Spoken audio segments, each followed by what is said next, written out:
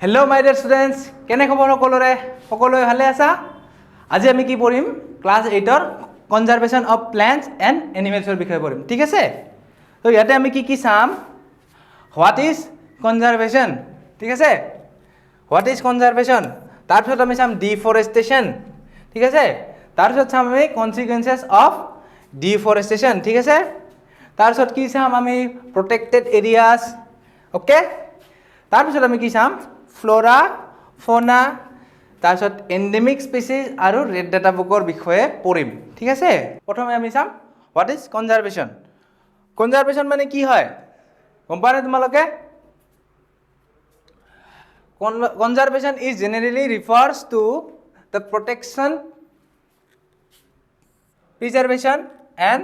sustainable use of natural resources including plants animals and their habitats ঠিক আছে তো কি হয় plants আৰু animals বিলাকৰ যিবিলাক আছে হিবিলাকক আমি protect কৰো হয়নে protect কি কৰো হিয়াৰৰ protection preservation ইবিলাকক কি বুলি কও conservation বুলি কও ঠিক আছে এটো মানে কনজার্ভ কৰা ঠিক আছে আৰু sustainable use of natural resources মানে কি যিবিলাক আমি নেচাৰৰ পৰা যিবিলাক ৰিসোৰ্সেস পাও হিবিলাকক কি কৰো আমি যাতে ভবিষ্যৎ প্ৰজন্ম যাতে ইউজ কৰিব পাৰে মানে আমাৰ নেক্সট জেনাৰেশনও যাতে ইউজ কৰিব পাৰে তাৰ হেতৰ কাৰণে যাতে ৰাখি থও হিটোকে কি বুলি কয় সাস্টেইনেবল ইউজ বুলি কয় ঠিক আছে যেনেকৈ তোমালোকে পাইছে কিছুমান সাস্টেইনেবল ডেভেলপমেন্ট হয় না নহয় তো হিবিলা ঠিক আছে বুজি পাইছা এইখিনি তো we should conserve forest and wildlife ঠিক আছে তো কিয় ফরেস্ট কিয় কনজার্ভ কৰিব লাগে টু প্ৰিজাৰ্ভ বায়োডাইভাৰ্সিটি ঠিক আছে বায়োডাইভার্সিটি মানে কি হয় গম পানে biodiversity refers to variety of organisms existing on earth ঠিক আছে variety of organism bio মানে কি organism আৰু diversity মানে কি variety ঠিক আছে variety of organism ঠিক আছে আৰু তাৰছত কি হল their interrelationship and their relationship with environment ঠিক আছে তো কি হয় plants animals ইবিলাক কি হয় যিবিলাক অর্গানিজম আছে লিভিং অর্গানিজম হিবিলাক কি হয় এটাই আনটোৰ ওপৰত নিৰ্ভৰশীল হয়নে ইহঁতৰ মাজত ৰিলেশন আছে নে নাই তো হিটুই কি হয় বায়োডাইভাৰ্সিটি ঠিক আছে তাৰছত to preserve endangered species from becoming extinct কিয় আমি প্ৰিজাৰ্ভ কৰিব লাগে যাতে হিহঁতে কিছুমান অৰ্গানিজম বিলাক এক্সটিংক্ট হৈ নাযায় হয়নে বুজি পাইছা কিছুমান এন্ডেঞ্জাৰ্ড স্পিচিজ থাকে না থাকে যিবিলাক মানে সংখ্যাটো একদম কমি গৈছে আগতে বহুত আছিল এতিয়া কমি গৈছে যেতিয়া যদি হিহঁতক যদি বচাই নাৰাখো হিহঁতে এক্সটিংক্ট হৈ যাব এক্সটিংক্ট হলে কি হ'ব আমাৰ ভৱিষ্যত প্ৰজন্মই দেখা পাব নেকি হিহঁতক দেখাই নাপাব হয়নে তো হিটোই কি হয় সেইকাৰণে আমি কনজাৰ্ভ কৰিব লাগে হিহঁতক হয়নে to maintain ecological balance in nature ঠিক আছে তো কি হয় এতিয়া যদি চোৱা কিছুমান যদি প্ৰাণী যদি এনেকৈ এক্সাম্পল যদি দিওঁ মই বাঘে কি কৰে টাইগাৰে কি কয় হৰিণ খাই বাচি থাকে হয়নে নহয় হৰিণ শিকাৰ কৰি বা ডিয়াৰ হান্ট কৰি পেলাই বাচি থাকে হয়নে তো এতিয়া যদি হৰিণবিলাক যদি হঠাৎকে যদি নোহোৱা হৈ যায় সিহঁতে কি খাব হয়নে নহয় এতিয়া যিবিলাক তোমাৰ হাৰ্বিভৰাছ যিবিলাক তোমাৰ কি আছে এনিমেলছ আছে সেইবিলাক যদি হঠাৎ কৰি নোহোৱা হৈ যায় টাইগাৰবিলাক কি কয় শুকাই যাব না সিহঁতে কেনেকৈ বাচি থাকিব সেইটো যদি খাদ্যই নাপায় হয়নে নহয় তো হিটোৱে যাতে বেলেন্সটো যাতে মেইনটেইন হৈ থাকে হিটোৰ কাৰণে কি হয় আমি প্ৰিজাৰ্ভ কনজাৰ্ভ কৰিব লাগে বায়োডাইভাৰ্সিটি হয় না ফৰেষ্ট আৰু ওয়াইল্ড লাইফটো কনজাৰ্ভ কৰিব লাগে ঠিক আছে বুজি পাইছো এইখিনি এতিয়া নেক্সট চাম থ্ৰেটস টু বায়োডাইভাৰ্সিটি থ্ৰেটস কি আহে বায়োডাইভাৰ্সিটিত হেবিটেট লছ ঠিক আছে destruction of natural habitats due to factors like deforestation মানে কি এটা স্পেচিফিক ঠাই গোটেই গাছবিলাক কাটি পেলাই শেষ কৰি দি তাতে কি কৰোঁ বেলেগ ইণ্ডাষ্ট্ৰি বা তাতে কিছুমান এগ্ৰিকালচাৰ লেণ্ড বনাই দিলে কি হ'ব যদি জংঘলবিলাক কাটি দিওঁ তাতে কি হ'ব যিবিলাক তাতে এনিমেলছবিলাক থাকে সেইবিলাকে তাৰ পৰা পলাব লাগিব নে নাই পলাই যাব নহ'লে যদি পলাই ফেলে যদি জেগা নাপাই থাকিব জেগা নাপালে কি হ'ব মৰি যাব সিহঁতে খাদ্য নাপালে হয়নে তো সেইটো কি হ'ব হেবিটেট লছ হ'ব এতিয়া তাৰপিছত কি হ'ব পলিউশ্যন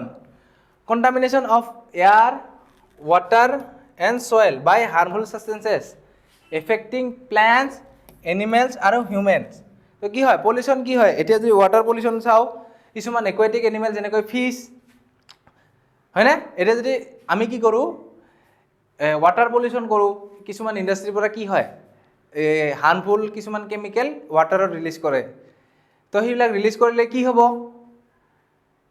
একুৱেটিক প্লেণ্টছ এনিমেল যিবিলাক থাকে সেইবিলাক মৰি যাবনে নাই? তো মৰি গ'লে কি হ'ব, আমাৰ বায়'ডাইভাৰ্চিটিটো হাৰ্ম হ'বনে? তো তেনেকৈ এতিয়া যদি এয়াৰ পলিউশ্যন দেখা পাওঁ আমাৰ দিল্লীত, আমাৰ যোনটো ৰাজধানী বুলি কওঁ দিল্লীত, নিউ দিল্লী, তাতে কেনেকুৱা এয়াৰ পলিউশ্যন, এয়াৰ কোৱালিটি কিমান বেয়া, হয়নে নহয়? তো সেইটোৱে আৰু ঠিক আছে। তো এতিয়া যদি এয়াৰ পলিউশ্যনটো যদি হৈ থাকে বা চয়েল পলিউশ্যন, এতিয়া চয়েল পলিউশ্যন হ'লে প্লেণ্টছবিলাক কেনেকৈ বাচিব, বুজি পাইছানে? তো সেইটো বায়'ডাইভাৰ্চিটিত হাৰ্ম হ'বনে? ঠিক আছে, বুজি পাইছোঁ? তো এইবিলাক হয় থ্ৰেটছ, ঠিক আছে, বায়'ডাইভাৰ্চিটিৰ। তাৰপিছত over exploitation, unsustainable use of natural resources such as over hunting, over fishing, excessive logging leading to population decline or extinction. ঠিক আছে, তো কি হয়, যদি আমি নেচাৰেল ৰিচোৰ্চ যেনেকৈ পেট্ৰলিয়ামটো যদি বেছিকৈ ইউজ কৰোঁ, সেইটো কি হ'ব, পিছত গৈ পেলাই আমাৰ ফিউচাৰত জেনেৰেশ্যনে ইউজ কৰিব নোৱাৰিব, হয়নে? তো তেনেকৈয়ে যদি বেছিকৈ অভাৰ হাণ্টিং কৰোঁ, তেতিয়াও কি হ'ব, অভাৰ হাণ্টিং কৰিলে কি হ'ব, বায়'ডাইভাৰ্চিটি লছ হৈ যাব, হয়নে? তাৰপিছত অভাৰ ফিচিং কৰিলে মই ক'লোৱে, অভাৰ ফিচিং কৰিলেও যদি ফিছবিলাক যদি নোহোৱা হৈ থাকে, সেইটো একুৱেটিক এটা ইক'চিষ্টেম থাকে সেইটোও নষ্ট হৈ যাব, হয়নে? এক্সেছিভ লজিং মানে কি, কাঠৰ যিবিলাক হেৰি থাকে ইণ্ডাষ্ট্ৰি আছে, যদি বেছিকৈ গাছ কাটি দিয়ে তো কি হ'ব, বায়'ডাইভাৰ্চিটিত এফেক্ট পেলাবনে নাই? যিবিলাক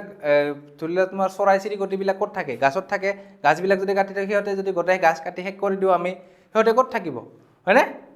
তো তেনেকৈয়ে লিডিং টু পপুলেশ্যন ডিক্লাইন আৰু এক্সটিন। তো সেইবিলাকৰ কাৰণে কি হ'ব, যিবিলাক পপুলেশ্যন থাকে এনিমেলছৰ সেইবিলাক এক্সটিংক্ট হৈ যাব, হয়নে? নাইবা সিহঁতৰ সংখ্যা কমি যাব, ঠিক আছে। তাৰপিছত ইন্ট্ৰডাকশ্যন অফ ইনভেচিভ স্পিচিছ মানে কি, এতিয়া ধৰি লোৱা মই ক'ৰবাত বাহিৰত গৈছোঁ, তাৰ পৰা কি হ'ল, ধৰি লোৱা বেলেগ এটা কাণ্ট্ৰিত গৈছোঁ, তাৰ পৰা কি কৰিলোঁ, এটা প্লেন মোৰ ভাল লাগিলে, সেইটো মই উঠাই আনি ইয়াতে আনি দিলোঁ, ঠিক আছে, আনি পেলাই ইয়াতে আনিলোঁ। ইয়াতে যদি লোকেল যিবিলাক কি হ'ব, লোকেল যিবিলাক আমাৰ প্লেন্টছ থাকিব, প্লেন্টছবিলাকক ক্ষতি কৰিব নকৰোঁ। ইয়াতে কোৱা হৈছে যে non native species that disturb local ecosystem, ঠিক আছে। তো লোকেল ইক'চিষ্টেমটো কি কৰিব, হাৰ্ম কৰিবনে? এতিয়া যদি এটা বেলেগ এটা নন নেটিভ স্পিচিছ যদি লৈ আহোঁ আমাৰ ইয়ালৈ, তো আউট কম্পিটিং নেটিভ স্পিচিছ অৰ স্প্ৰেডিং ডিজিজেছ। তো এতিয়া যদি সিটো বাহিৰৰ পৰা সেইটো কি হ'ব, সেইটো ডিজিজো থাকিব পাৰে। এতিয়া যদি সিটো আমাৰ ইয়াতে আনি থৈ দিওঁ, সেইটো কি হ'ব, ডিজিজ স্প্ৰেড কৰিব, তেতিয়া কি আমাৰ লোকেল স্পিচিছবিলাক মৰি যাবনে নাই? ঠিক আছে, তো সেইটোৰ কাৰণে কি হ'ব, আমাৰ লোকেল যোনটো বায়'ডাইভাৰ্চিটি সেইটো নষ্ট হৈ যাব, বুজি পাইছা এইখিনি? এইবিলাক বুজি পাইছোঁ আমি। এতিয়া নেক্সট চাম ডিফৰেষ্টেশ্যন, ঠিক আছে। ডিফৰেষ্টেশ্যন মানে কি হয়, ডিফৰেষ্টেশ্যন মানে? Deforestation is the clearing of forest for other uses, ঠিক আছে। It involves cutting down trees and removing the forest cover for various purposes like agriculture, urbanisation or industry, ঠিক আছে। This process has significant negative impact on the environment and ecosystem, ঠিক আছে। ইয়াতে দেখুৱাইছে যদি গাছবিলাক কাটি দিওঁ কি হ'ব, মই কৈয়ে আছোঁ আগৰ পৰা ক'লোৱে যে কি হ'ব, যিবিলাক স্পিচিছবিলাক থাকে এনিমেলছ সিহঁতে গুচি যাব লাগিব, আৰু সিহঁতে গুচি গ'লে কি হ'ব, যদি জেগা নাপাই থাকিব, এক্সটিং হৈ যাব পাৰে, আৰু হয়তো আৰু যদি জেগা পায়ো সেইখিনি ঠাইৰ পৰা আন ঠাইলৈ গুচি যাব লাগিব, হয়নে? তো সিহঁতে তাতে প্ৰব্লেম হ'ব পাৰে, তাতে কি হ'ব, সিহঁতৰ পপুলেশ্যনটো ডিক্লাইন হ'ব পাৰে, হয়নে? তো বুজি পাইছোঁ ডিফৰেষ্টেশ্যন মানে কি হয়, cutting down trees for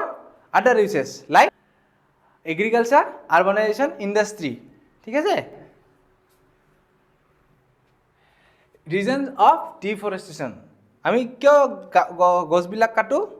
two obtain wood, ঠিক আছে, to get land for building house, factories and industries, ঠিক আছে, to get land for agriculture related purposes, ঠিক আছে। Natural causes as forest fire, droughts, acid rain and volcanic eruption, এইবিলাকক কি হয়, কিছুমান নেচাৰেল কজেছ থাকে যিবিলাকৰ কাৰণে তোমাৰ ডিফৰেষ্টেশ্যন হয়, ঠিক আছে, বুজি পাইছোঁ এইখিনি। তো আজিৰ কাৰণে এইখিনিয়ে, আশা কৰোঁ তোমালোকে আজিৰ ক্লাছটো বুজি পাইছা। Thank U